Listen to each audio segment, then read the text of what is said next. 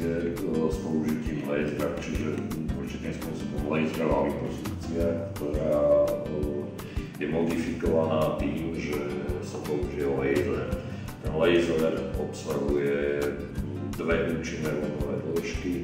Jedna vlnová dĺžka je taká, ktorá rozpúšťa samotný tuk, a druhá vlnová dĺžka je taká, ktorá napína kožu.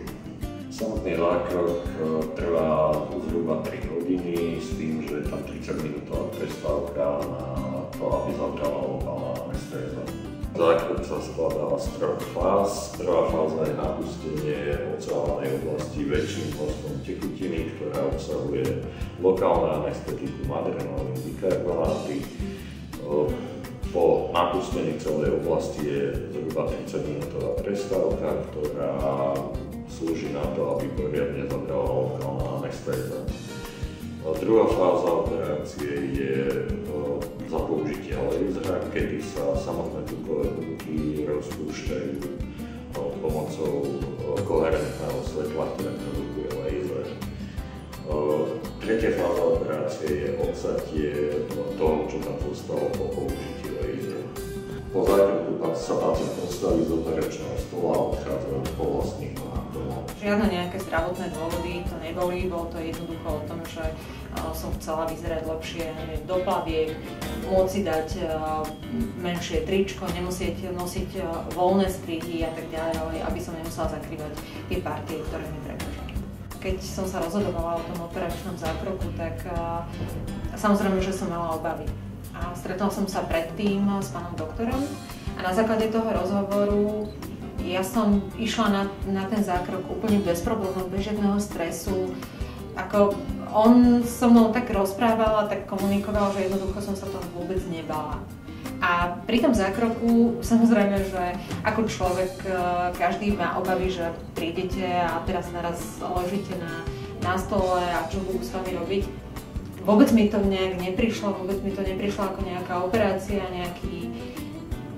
nejaký ťažký zákrok alebo niečo, čo sa nedá vôbec akože... Jediné, čo mi bolo, takže mi bolo strašne dlho na tom lahnátku.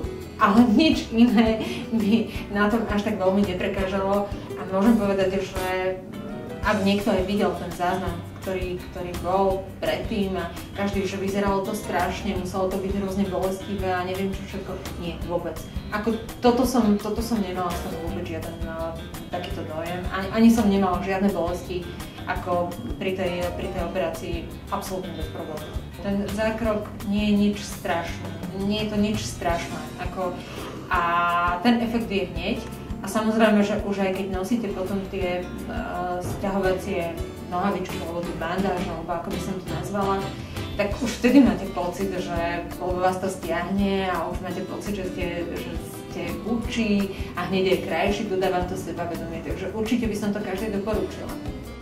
Keď si spočítate, koľko by ich stálo možno nejaké diety, alebo tie diety, ktoré všetci máme a každý mi dá za pravdu, dieta je strašne drahá vec. Hej. A nemáte efekt okamžite, to znamená, že aj pri diete musíte mať určité obdobie, niekoľko mesiacov, aby ste teda dosiahli nejaký efekt a samozrejme aj potom to udržiavanie. Ale toto všetko ide do peňazí, to si nikto neuvedomuje, ale sú to peniaze. Rovnako potom rôzne kavitácie, rôzne, ja neviem, lymfodrenáže, ja neviem čo všetko, to sú všetko cvičenia alebo nejaké také pomocné kozmetické riešenia, ktoré sú takisto drahé. Keď si prepočítate, koľko by vás stálo, aby ste sa dostali do nejakého takéhoto efektu, tak možno pár eur priplatíte a máte vlastne tento základ.